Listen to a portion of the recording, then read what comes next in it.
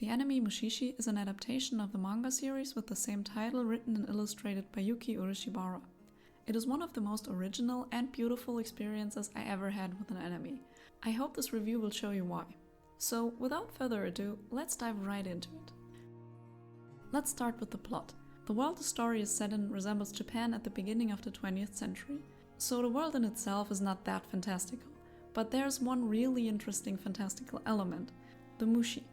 In Japanese, Mushi means insect or being, so it's a fitting name for beings with a character design resembling insects or at times smaller creatures like microorganisms. The Mushi can be completely harmless and coexist with humans without even being noticed in most cases, but not always. The story itself follows a young Mushishi called Ginko. Mushishi are people who can see and interact with Mushi. The plot is structured into several short stories, with each short story making up one episode. All these stories are connected by Ginko, who deals with the problems some Mushi cause. His approach is not to just exterminate the Mushi. He always tries to find a solution that saves the human from the effects of the Mushi, but doesn't kill the Mushi. Sadly, that is not always possible, but I like how this conflict is partly defining the show's theme. Since the plot changes from episode to episode, it's a bit difficult to judge on a scale. It always does a great job though when it comes to show don't tell, and most episodes are great and really creative, with only a few being forgettable. So I'd settle with giving the plot 4 out of 5 stars. Okay, let's talk about the characters next. Well, due to the short story structure, there's not a lot of recurring characters, except for the design, that is. Yeah, the side characters often resemble each other in their design and are not very distinct. I guess that is intentional to keep the focus on the Mushi and the Mushishi Ginko, whose character design actually does stand out. So aside from Ginko, there are only very few fleshed out reoccurring characters. But those few are really interesting, and some of the side characters that are only seen in one episode ended up being quite memorable too. The main character Ginko is a bit of a blank slate, but I think that is because he is the observant type, which suits his role in the story.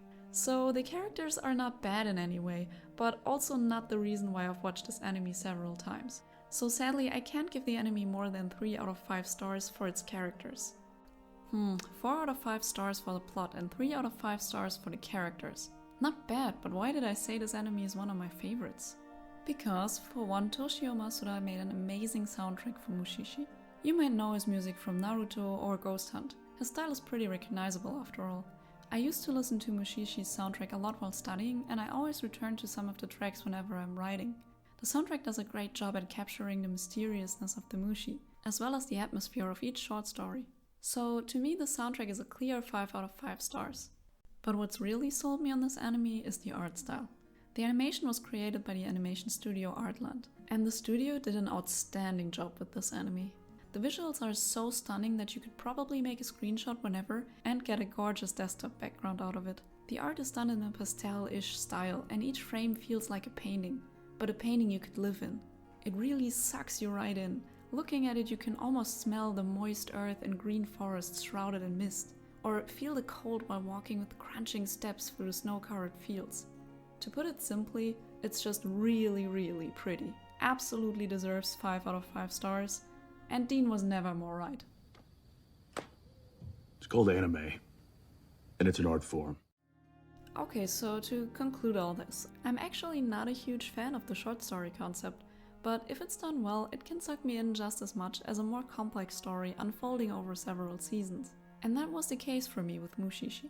I love detective and ghost stories, and Mushishi is a nice combination of those. Ginko always has to figure out the cause for the Mushi's effects on humans and how to help them, and I like that it doesn't always end well, which adds tension to each new short story. What's also great about the show is the overall approach towards the Mushi. They can be pretty harmful to humans, but whenever possible Ginko tries to find a way for both to coexist. And some are even beneficial for humans if handled with caution. This theme of not destroying nature to suit our human needs, but instead adapting to it in a way that is profitable for both sides, is why I think Mushishi transfers very well to today's world. The show teaches a lot of valuable lessons without being patronizing. Mushishi is rather slow-paced usually, and the stories feel a bit like fairy tales. So if you're more into fast-paced action, then this anime might not be the one for you. But if you enjoy this type of story, then it will leave you with a beautiful sense of wonder and yearning for more. If you enjoyed this review, please consider giving it a like, and I'd love to hear your thoughts on Mushishi in the comments. That's it for today, but I hope to see you in future videos. Anyway, farewell.